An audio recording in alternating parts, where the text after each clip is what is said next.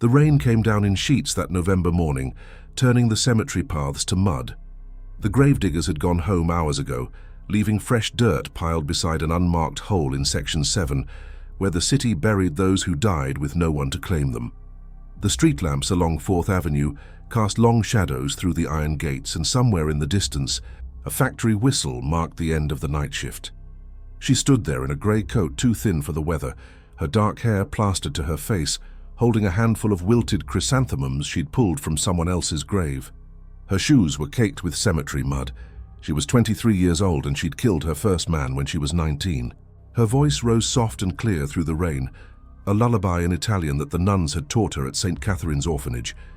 The words spoke of angels and peaceful sleep, of mothers waiting in heaven. She sang it standing over the grave of a longshoreman named Mickey Callahan, who'd stolen from the wrong people and paid for it with a bullet behind the docks. She'd been the one to close his eyes. No one knew she came here. Not the Torrente family who employed her, not Father Benedetto who still heard her confession every Sunday, not the girls who worked the coat check at the Starlight Club where she sometimes had a drink. This was hers alone, this ritual of song and wilted flowers, this offering to the dead she helped create. The first time she'd done it, she told herself it was penance. Now, 4 years later, she couldn't remember what it meant anymore. Her name was Rosalia DeLuca, though everyone called her Rose, and before the city buried Mickey Callahan in Potter's Field, she'd sung over 17 graves. The war had been good for business. With half the neighborhood boys shipping out to Europe and the Pacific, there were opportunities for those who stayed behind. The factories ran triple shifts making airplane parts and parachute silk. The docks never slept. Money moved through Brooklyn like blood through veins, and where money moved, the Torrente family collected. Rose had learned early that every system needed maintenance. Someone had to clean up the messes. Someone had to make the problems disappear. Before we continue Rose's story, make sure to hit that subscribe button and tell me where you're listening from. Which city? Which state? I'm curious to know who's brave enough to follow this story to the end. The cemetery gate creaked as she pushed through it, leaving Mickey Callahan to his eternal rest. The streets were empty, except for a milk truck making early morning deliveries and an old woman sweeping her stoop despite the rain. Rose walked with her hands in her pockets, her head down, invisible as smoke. She'd learned to move through the city like that, present but unremarked upon, a shadow that left no trace. She'd been 8 years old when they found her mother dead in their tenement on Columbia Street. Influenza, the doctor said, though Rose always suspected it was the cough syrup laced with morphine that did it, the bottle her mother kept hidden in the icebox. Her father had disappeared 2 years before that, gone to Chicago or Detroit or hell, depending on who told the story. No relatives came forward. No one claimed her. St. Catherine's orphanage sat on a hill in Red Hook, a grey stone building that smelled of lye soap and boiled cabbage. The nuns who ran it were stern women with faces like carved wood, devoted to routine and discipline, and the salvation of abandoned souls. They taught the girls to pray, to sew, to keep house. They taught them that suffering was holy and silence was virtue. They taught them that the world beyond the orphanage walls was filled with sin and temptation, and only faith could protect them from corruption. Rose learned those lessons well, but she also learned others. She learned that when you had nothing, you became grateful for crumbs. She learned that when you belonged to no one, you'd do anything to belong to someone. She learned that the difference between good and evil sometimes came down to who was powerful enough to define the terms. The orphanage placed her in service when she turned 16. A family in Brooklyn Heights needed a housemaid. The Gallos were respectable people, or so the nuns believed. Carlo Gallo owned a furniture import business. His wife attended Mass every Sunday. They had 2 sons away at college and a daughter studying music. What the nuns didn't know was that Carlo Gallo's furniture warehouse on the docks imported more than chairs and tables from Italy. The nuns didn't know about the back room where men met on Thursday nights, where money changed hands and territories were negotiated. The nuns didn't know that Rose would spend the next 2 years learning a different kind of curriculum entirely. She learned to keep her mouth shut and her ears open. She learned which conversations to forget and which names never to speak aloud. She learned that loyalty was the only currency that mattered, and betrayal was a debt paid in blood. Carlo Gallo had been patient with her, almost fatherly. He'd noticed how invisible she made herself, how she moved through rooms without being seen. He'd noticed her silence, the way she absorbed information without asking questions. When his usual cleaner got arrested in a raid on a gambling house in Bensonhurst, Carlo started giving Rose small jobs, delivering messages, watching a storefront, sitting in a cafe and remembering who came and went. She was good at it, better than good. Rose climbed the stairs to her apartment on Union Street as the city began to wake. The building was a 5-story walk-up with peeling paint and radiators that clanged like church bells. She lived on the 4th floor in a single room with a hot plate, a narrow bed, and a window that looked out over the rooftops toward the harbor. From here she could see the Navy Yard, where they built destroyers and battleships, the cranes working around the clock, the searchlights sweeping the sky at night, watching for German bombers that never came. She'd moved here after Carlo Gallo died of a heart attack in 1940. His sons had inherited the business, but they'd kept Rose on. By then, she'd proven herself useful. The war had created new opportunities and new problems. Ships came and went with cargo that needed protecting. Men who worked the docks sometimes got ideas about skimming off the top. Union organizers asked inconvenient questions. The FBI had started sniffing around looking for saboteurs and black market operators. Rose had become what they called a resolver. When someone became a problem that needed permanent resolving, they called her. She was good at it because she didn't look dangerous. She was small, pretty, in an unremarkable way, with dark eyes and a quiet voice. Men underestimated her. They saw a girl alone and assumed vulnerability. They didn't see the ice pick in her purse or the knowledge of anatomy she'd gained from watching the butcher at Mangano's market. They didn't see the absolute emptiness where fear should have been. The first time she'd killed a man, she'd thrown up afterwards in an alley behind the warehouse. The second time, her hands had shaken so badly she could barely hold the knife. By the 5th time, she'd stopped feeling much of anything at all. That was when she'd started singing. Inside her apartment, Rose stripped off her wet clothes and stood by the radiator, letting its clanking warmth chase the cemetery chill from her bones. The room was spare, a single bed with a chenille spread, a dresser with a cracked mirror, a small table with 2 chairs, a hot plate on an orange crate. A crucifix hung above the bed, the same kind that had hung in every dormitory at St. Catherine's. She'd stolen it when she left. On the dresser sat a photograph in a cheap frame. Her mother, young and smiling, holding Rose as a baby. It was the only possession she'd kept from before. Sometimes she looked at it and tried to remember her mother's voice, the sound of her singing, but memory was a liar. The past rewrote itself every time you touched it. She made coffee on the hot plate, the cheap stuff that tasted like dirt but kept you awake. Outside her window, Brooklyn was coming alive. Women lined up at the butcher shop with their ration books. Children walked to school in pairs, carrying gas mask cases they'd never need. An air raid warden made his rounds, checking that everyone had their blackout curtains ready. The war had changed everything and nothing. The same people still ran the same rackets. The same money changed hands in the same back rooms. Only now there was rationing and price controls and federal agents who thought they could impose order on chaos. Rose didn't care about politics or patriotism. She cared about belonging. The Torrenti family, Carlo's sons Vincent and Anthony, their cousin Sal who ran the docks, their sister Maria who kept the books. They'd given her something the nuns never could. They'd given her purpose. They'd made her valuable. They'd made her seen. She'd kill for them. She had killed for them. And afterwards, she sang. Father Benedetto heard her confession every Sunday at 10 o'clock, in the same booth in the back corner of St. Rocco's Church. He was an old man now, bent with arthritis, his hearing going bad. Rose wondered sometimes if he really understood what she was confessing, or if he just heard the rhythm of sin and absolution, the same prayers repeated until they lost all meaning. "Bless me, Father, for I have sinned. It has been 1 week since my last confession." The booth smelled of incense and old wood. Through the screen she could see Father Benedetto's profile, his liver-spotted hands folded in prayer. "Go on, my child. I've had impure thoughts.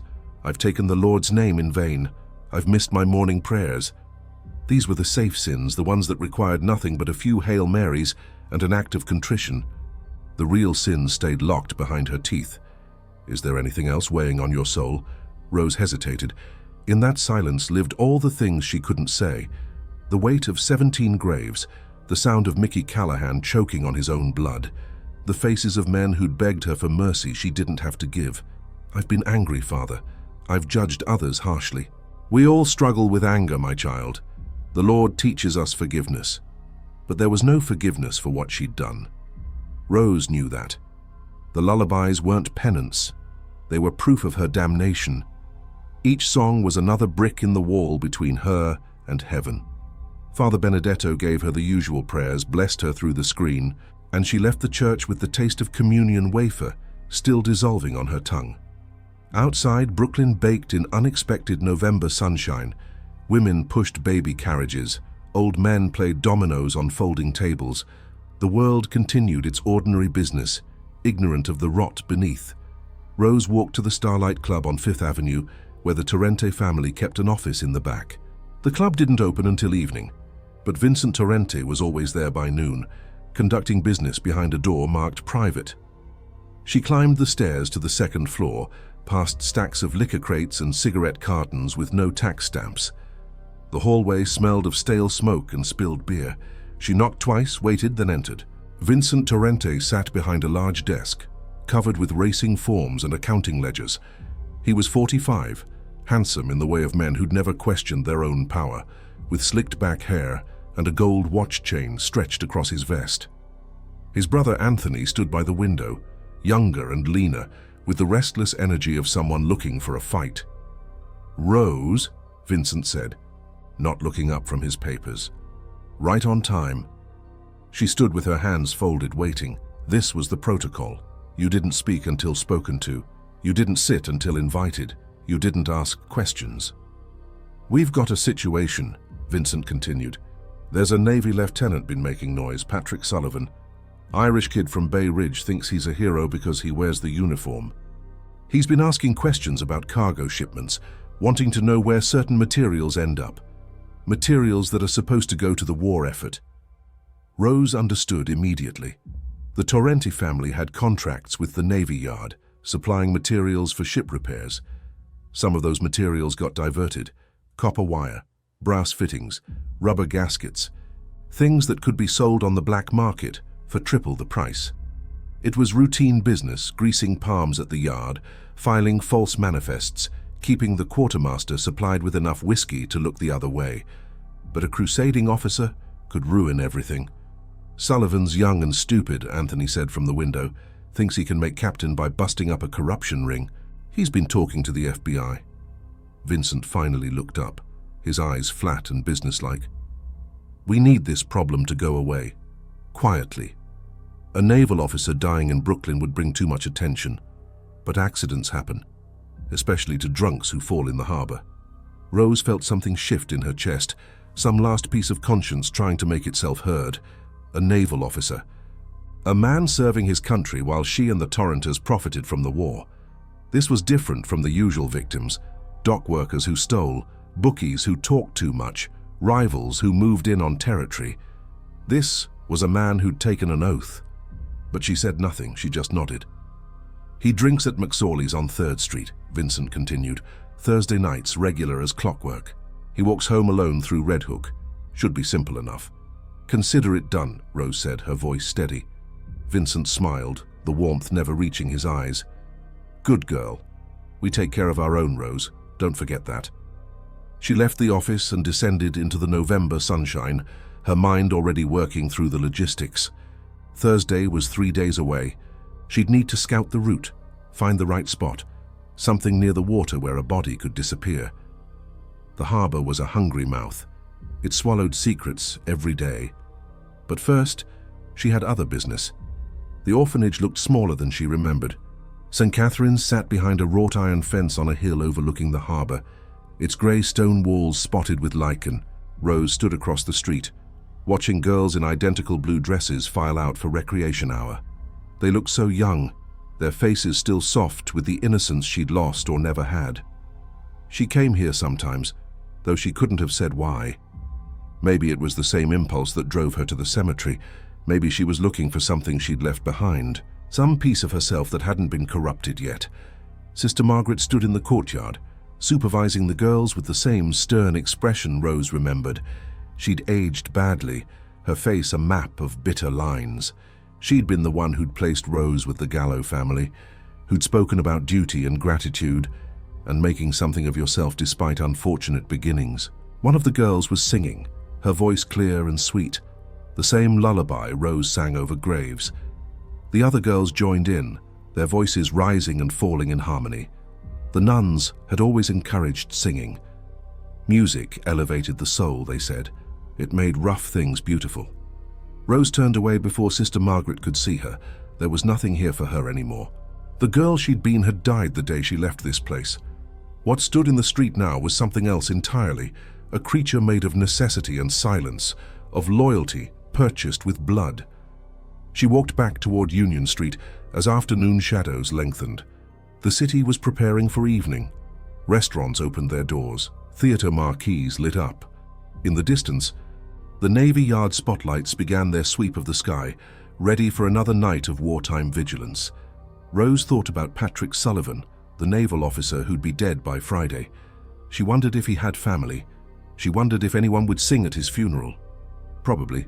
Someone always sang at funerals.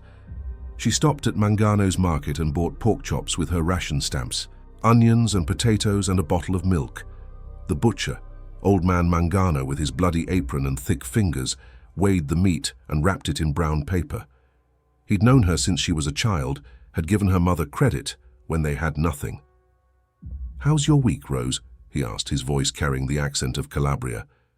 "Quiet," she lied. "Just work and mass and sleep." "A good girl," he said, nodding approval. "Your mother would be proud." Rose doubted that, but she smiled anyway and thanked him and carried her groceries home through streets that smelled of cooking and exhaust and the ever-present brine from the harbor. In her apartment, she cooked the pork chops on her hot plate and ate standing by the window, watching the sun sink behind the warehouses. Somewhere out there, Patrick Sullivan was getting ready for another day of service.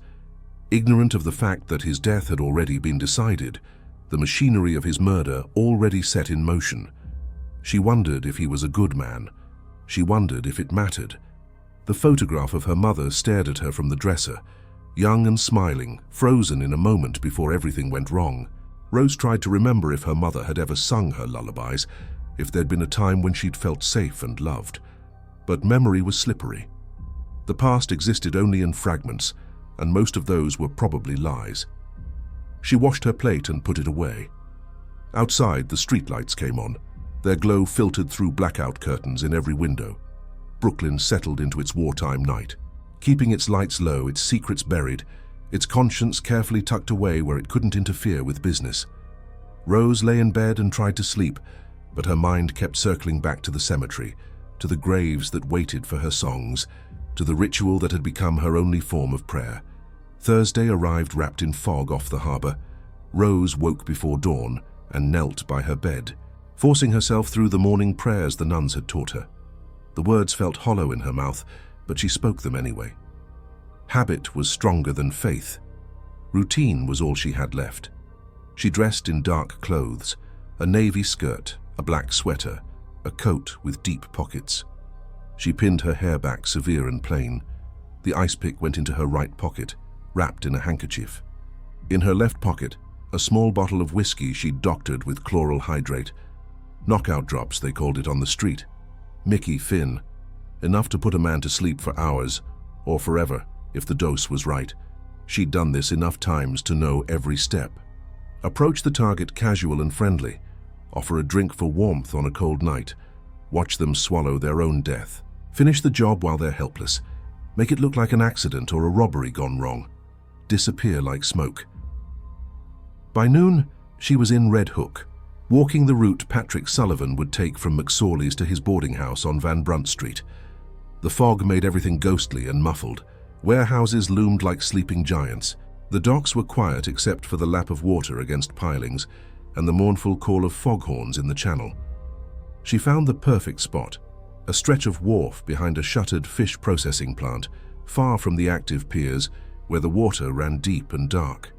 No lights, no witnesses, just fog and water and the city's indifference. Rose spent the afternoon in a diner on 3rd Street, drinking coffee and watching the door of McSorley's across the street. She'd memorized Patrick Sullivan's photograph, the one Vincent Torrente had shown her. Young face, maybe 25, jaw like a movie star, eyes that still believed the world could be saved if good men just did their duty. Those eyes would be closed by midnight.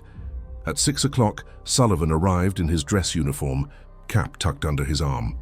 He moved with the confidence of someone who'd never known real fear, someone who thought rank and righteousness were armor enough. He went into McSorley's, and Rose waited. The fog grew thicker as evening fell. The streetlights became halos of dim light barely penetrating the murk. Rose left the diner and positioned herself near the alley beside McSorley's. Just another woman waiting for someone, invisible and forgettable. At 9:30, Sullivan emerged, alone and slightly drunk, his gait careful but unsteady. He turned toward Red Hook, walking with the determined pace of a man trying to prove to himself he's sober. Rose followed at a distance, her footsteps silent, her breathing controlled. 2 blocks from the docks, she caught up to him. "Excuse me, sir," she said, her voice soft and nervous. "I'm sorry to bother you, but I'm lost. I'm trying to get to Van Brunt Street." Sullivan stopped and turned, his face friendly despite the alcohol flush. "Van Brunt? You're headed the right direction. I'm going that way myself. I can walk you." Rose smiled, grateful and harmless. "Oh, thank you. It's so foggy tonight. Everything looks different." They walked together, Sullivan making polite conversation about the weather and the fog and the war. He was from Bay Ridge originally, he said, joined the Navy right after Pearl Harbor, proud to serve his country. His father had been a police officer, died in the line of duty when Sullivan was 12. He was carrying on the family tradition of public service. Rose listened and nodded and hated herself with every step. At the deserted stretch of wharf, she pulled out the whiskey bottle. "I know this might be forward," she said, "but it's so cold. Would you like a drink, to warm up?" Sullivan hesitated, then laughed. "Why not? It's been that kind of week." He took the bottle and drank deep. Rose watched his throat work, swallowing his own murder. He handed it back, wiped his mouth, smiled at her. "That's good stuff, Smooth." "My father's recipe," Rose lied. They walked another 30 feet before the drugs hit him. Sullivan stumbled, caught himself on a lamppost. I don't feel so good." "Here," Rose said, taking his arm. "Let me help you sit down." She guided him toward the edge of the wharf, his weight heavy against her shoulder. He was already fading, his eyes losing focus. What did you—" "Shh," Rose said softly. "It'll be over soon." She eased him down to the wooden planks. His cap fell off and rolled toward the water. His eyes tried to focus on her face, and in them she saw the exact moment he understood what was happening. Not anger, not even fear. Just confusion, like a child who couldn't comprehend why someone would hurt him. Rose pulled the ice pick from her pocket. The metal was cold against her palm. She'd done this 17 times before, but her hand shook now. This was different. This man had done nothing wrong except believe in justice. "I'm sorry," she whispered, and meant it.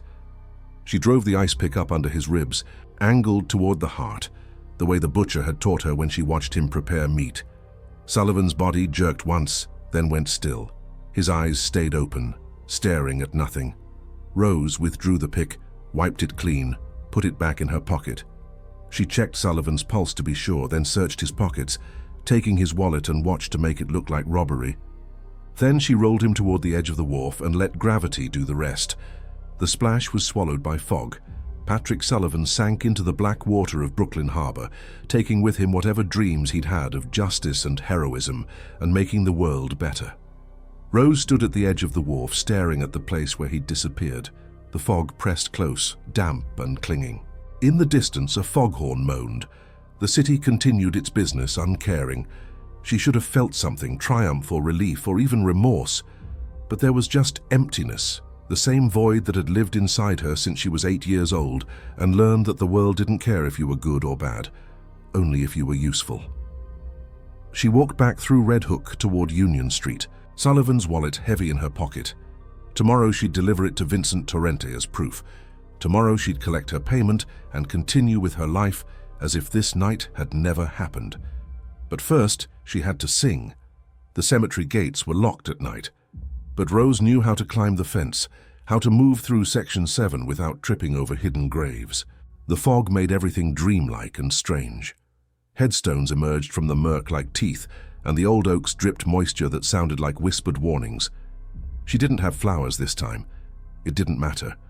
The ritual wasn't about flowers.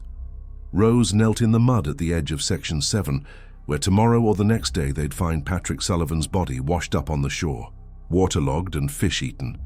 They'd bury him here eventually, in the section for unclaimed dead, unless his family came forward. But Rose sang for him now, before his body was even cold, as if she could somehow reach him in the dark water and offer him the peace she'd stolen. Her voice rose soft and clear in the fog, the Italian lullaby that the nuns had taught her a lifetime ago. The words spoke of mothers and angels and eternal rest. They spoke of forgiveness that didn't exist, and mercy she couldn't give. She sang until her throat was raw, until the cold had seeped into her bones, until the fog seemed to close around her like a shroud. When she finally stopped, the silence was absolute.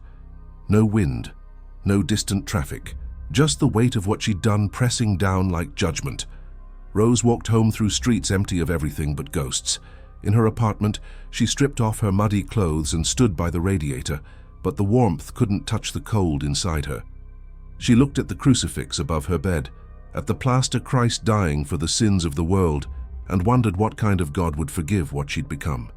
Sleep came eventually, but with it came dreams of drowning, of water filling her lungs, of sinking down and down into darkness while a voice sang lullabies above her. Vincent Torrente was pleased with her work. "Clean and quiet," he said, counting out her payment in cash. "The body hasn't turned up yet, but the Navy's already listed Sullivan as AWOL. They think he ran off with some girl. Perfect." Rose took the money and said nothing. Anthony Torrente stood by the window again, smoking a cigarette, his eyes speculative. "You okay, Rose? You look tired." "I'm fine," she said. "Make sure you stay that way," Vincent said, his voice carrying a warning. 17 jobs, no mistakes. That's a hell of a record, but one mistake is all it takes." She understood. Loyalty was currency, but liability was death. The moment she became a problem instead of a solution, she'd end up in Section 7 herself, unmourned and unmissed. Rose left the Starlight Club and walked through Brooklyn in the thin November sunlight. The world looked exactly the same as it had yesterday. Women shopped with their ration books. Children played stickball in the streets. The war continued its distant thunder. Patrick Sullivan was just another casualty, his death as meaningless as all the others. She thought about the nuns at St. Catherine's, about their lessons on sin and redemption. They'd taught her that every soul could be saved, that confession and penance could wash away any stain. But Rose knew better now. Some stains went bone deep. Some souls were too far gone for saving. That night she stood by her window and watched the searchlights sweep the sky. The photograph of her mother watched her from the dresser. Young and smiling, frozen in innocence, Rose wondered if her mother had known what would happen to her daughter, if she'd seen the future in her dying moments, and felt relief that she wouldn't have to watch. Sunday came and Rose went to confession again, kneeling in the same booth, speaking to Father Benedetto through the screen. "Bless me, Father, for I have sinned." The old priest's voice was tired. "Go on, my child." Rose opened her mouth to speak the usual safe sins, impure thoughts, missed prayers, harsh judgments. But something broke inside her, some dam she'd built to hold back the truth. The words came out before she could stop them. "Father, I've killed people, not in war, not in self-defense. I've murdered them for money, 17 people, 18 now. I close their eyes and roll them into the harbor, and afterwards I sing lullabies at their graves. I sing because I can't pray anymore, because God stopped listening to me a long time ago. I sing because it's the only ritual I have left, The only way I can pretend there's something holy in what I've become." The silence in the booth stretched forever. Rose could hear Father Benedetto's labored breathing, could picture his wrinkled face trying to comprehend what she'd just confessed. "My child," he finally said, his voice shaking. "These are not sins I can absolve. These are crimes, mortal sins that require, you must go to the police. You must turn yourself in." Rose laughed, the sound bitter and strange. "The police work for the same people I do, Father. Everyone's corrupt, everyone's complicit. There's no justice, just business. The Torrente family owns half the precinct. I could confess to every murder, and they'd bury the investigation along with the bodies." "Then you must stop," Father Benedetto said desperately. "You must leave this life, flee the city, find sanctuary somewhere. Your immortal soul—" "My soul died when I was 8 years old and no one came to claim me," Rose interrupted. "What's left is just bones and breath, going through the motions. The lullabies are all I have, Father. They're my prayer and my penance and my proof that I was human once, even if I'm not anymore." She stood before he could respond and left the confessional. Behind her, she heard Father Benedetto calling her back, his voice cracking with age and horror. But Rose walked out of St. Rocco's Church and into the Brooklyn morning, knowing she'd never return. The truth was out now, spoken in the sacred darkness of the confessional. But it changed nothing. She'd still kill when the Torrente family told her to kill. She'd still sing over graves in the fog and rain. She'd still move through the city like a shadow, invisible and damned. Because belonging was all she had, even if it meant belonging to monsters. Winter came early that year. By December, Brooklyn was locked in ice and wind that cut through your clothes and settled in your bones. The war news was mixed. Victories in the Pacific, stalemate in Europe, casualty lists growing longer every week. The Navy Yard worked around the clock, and the Torrente family kept busy ensuring that not everything manufactured there ended up where it was supposed to. Rose did 3 more jobs before Christmas. A bookkeeper who'd been skimming, a union organizer asking too many questions, a low-level soldier trying to start his own operation. Each time, she sang afterwards in the cemetery, her voice carrying through the frozen air, her breath visible in the dark. Father Benedetto died 3 weeks after her confession. Heart attack, they said. He was found slumped in the confessional, one hand clutching his rosary. Rose went to his funeral and watched them lower him into the ground, and she wondered if he'd died from shock or from the weight of secrets he couldn't absolve. A younger priest took over at St. Rocco's, a man who didn't know Rose, who'd never heard her confessions. She stopped going to Mass entirely. There was no point in pretending anymore. Vincent Torrente called her to the Starlight Club 2 days before Christmas. When she arrived, the mood was tense. Anthony paced by the window. Sal sat at the desk, looking grim. Vincent's jaw was tight. "We've got a problem," Vincent said without preamble. "A big one.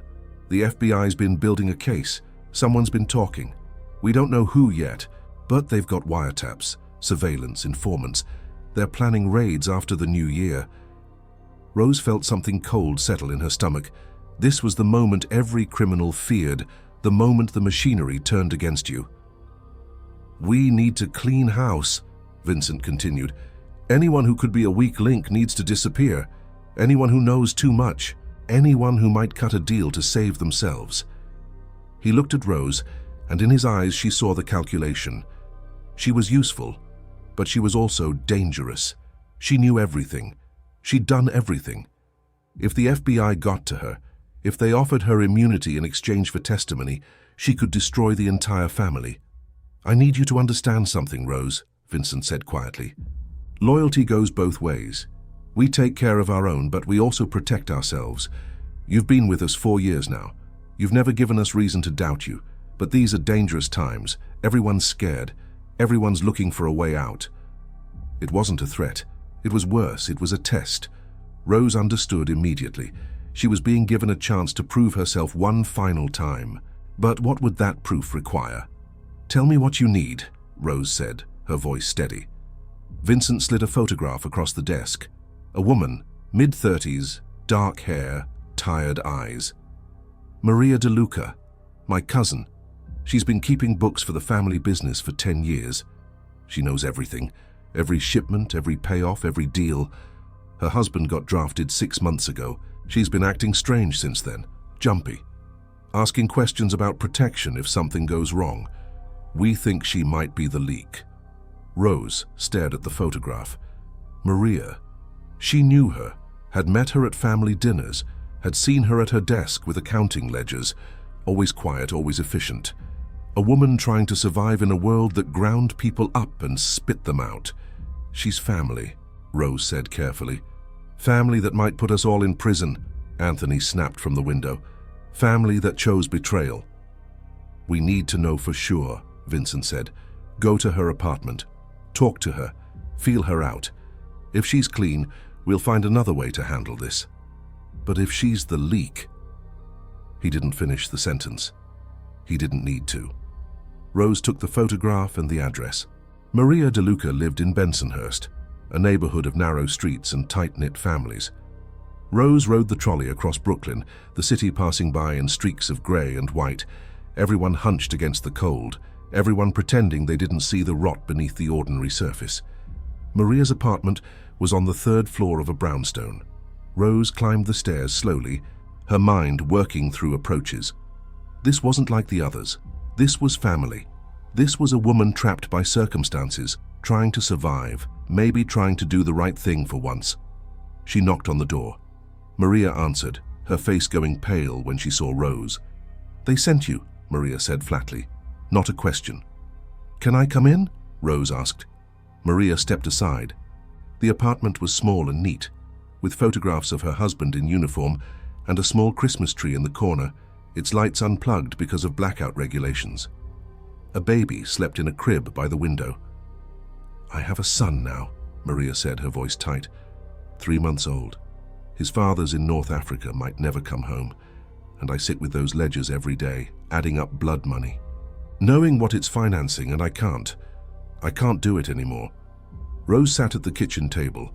Maria stayed standing, her arms wrapped around herself. "Did you talk to the FBI?" Rose asked gently. Maria hesitated, then nodded. "One agent, last week, he approached me at the market, said they knew about the family business, said I could get immunity if I cooperated, said I could have a fresh start somewhere safe, me and my baby, but I haven't agreed to anything yet. I wanted to think about it." "They'll kill you," Rose said simply. "If they even suspect you talked, you're dead, and your son becomes an orphan like me." Maria's eyes filled with tears. "So what am I supposed to do? Keep working for them? Keep being complicit in murder and corruption? Let my son grow up thinking that's normal." Rose thought about the orphanage, about the nuns teaching that suffering was holy and silence was virtue. She thought about Carlo Gallo teaching her that loyalty was currency and betrayal was death. She thought about 18 graves and 18 lullabies, each one a brick in the wall between her and whatever remained of her soul. "You run," Rose said suddenly. "Tonight, take your baby and run. Don't tell the FBI where you're going. Don't tell anyone. Just disappear. Change your name. Start over somewhere they'll never find you." Maria stared at her. "Why are you helping me?" Rose didn't know how to answer that. Maybe it was exhaustion. Maybe it was the photograph of Maria's husband in uniform, another man serving his country while people like the Torrenters profited. Maybe it was the baby sleeping in the crib, innocent and unmarked by the world's corruption. "Because someone should get out," Rose said finally. "Someone should be saved." She stood and walked to the door. Maria followed, confused and hopeful. "What will you tell them?" "That you ran before I got here. That you knew they were coming and panicked. They'll hunt for you, but if you're smart, they'll never find you. They'll kill you for letting me go," Maria said. Rose shrugged. "Maybe, but I'm already dead. Have been for years." She left the apartment and walked back through the frozen streets of Brooklyn. The sun was setting early, the way it always did in December. In a few hours, Maria DeLuca would be on a train heading west or south or anywhere but here, carrying her baby and her secrets, fleeing the machinery of corruption that had nearly consumed her. And Rose would report to Vincent Torrente and tell him Maria had run. And he'd know immediately what that meant. He'd know Rose had let her go. He'd know she was no longer reliable, no longer useful, no longer loyal. The machinery would turn against her then, just as it had turned against everyone who'd ever tried to step outside its gears. Rose went to the cemetery instead of the Starlight Club. Night had fallen, and the temperature had dropped below freezing. The ground was hard as stone, the graves covered in frost that glittered in the moonlight. She walked through Section 7, past all the plots where she'd sung, past all the men and women she'd sent to their nameless deaths. At the far edge of the cemetery, overlooking the harbor, she found an empty spot. No headstone, no marker. Just frozen earth and the distant lights of the Navy Yard reflecting off black water. She knelt there and began to sing. The lullaby rose into the cold air, her breath visible, her voice clear despite the shaking that had started in her hands and spread through her body. She sang for Maria DeLuca and her baby, for Patrick Sullivan drowning in the harbor, for Father Benedetto dying with her confession on his lips. She sang for her mother who died when she was 8, for her father who'd abandoned them, for the girl she'd been before the orphanage taught her that survival required silence. She sang for herself, for the monster she'd become, for the 18 graves that haunted her dreams. The song echoed across the cemetery and out over the water, carrying into the Brooklyn night. No one heard it except the dead. No one witnessed her final ritual except the ghosts she'd created. When she finished, the silence was absolute. Rose stood and walked to the cemetery gates. She didn't know where she was going, maybe to the Starlight Club to face Vincent Torrente's judgment, maybe to the docks to follow Patrick Sullivan into the water, maybe just to keep walking until she found somewhere no one knew her name or the weight of her sins. Behind her, Section 7 waited in the moonlight, patient and eternal, ready for one more grave. The fog rolled in off the harbor as she passed through the gates, thick and cold, swallowing the cemetery and the city and everything she'd ever been. Rose walked into it without looking back, a shadow moving through shadows, singing softly to herself, the lullaby following her like a prayer or a curse. The machinery of Brooklyn continued its business, ships in the harbor, trains on the tracks, factories running through the night. The war effort never stopped. The corruption never stopped. The killing never stopped.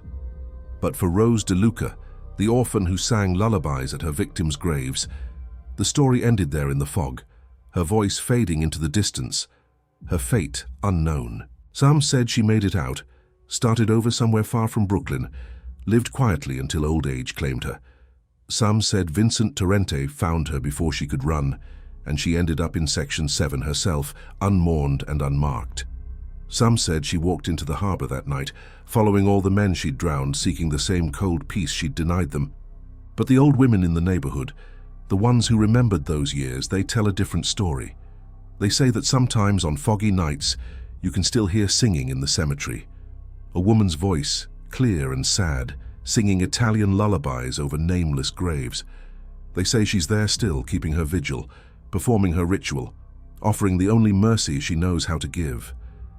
The dead don't judge, the dead just listen. And in the dark spaces between sin and redemption, between guilt and forgiveness, between the life she destroyed and the life she saved, Rose DeLuca sings on forever, a ghost haunting her own story, unable to rest, unable to stop, unable to be anything but what the world made her. Brooklyn keeps its secrets well. The harbor swallows what it's given. The fog comes and goes, bringing memories and taking them away. And in Section 7 of the city cemetery, the unmarked graves wait patient and silent, listening for lullabies in the darkness, while the city above continues its ordinary business, building and destroying, creating and corrupting, generation after generation, never learning, never stopping, never seeing the ghosts that walk among the living, singing songs that no one wants to hear. The war ended. The Torrente family was eventually broken up by federal prosecutors in the 1950s. The Navy Yard closed in the 1960s. Brooklyn changed, evolved, forgot.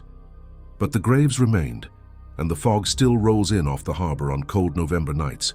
And sometimes, if you listen carefully in the silence between the traffic and the trains, you can hear it still.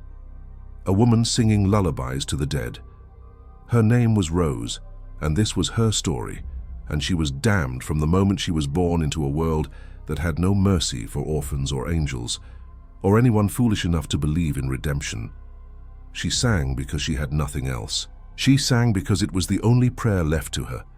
She sang because, in the end, All we have are the rituals we create to survive our own monstrosity, the songs we sing to convince ourselves we're still human, even when we've become the darkness we once feared. And in Section 7, the dead keep listening, always listening forever.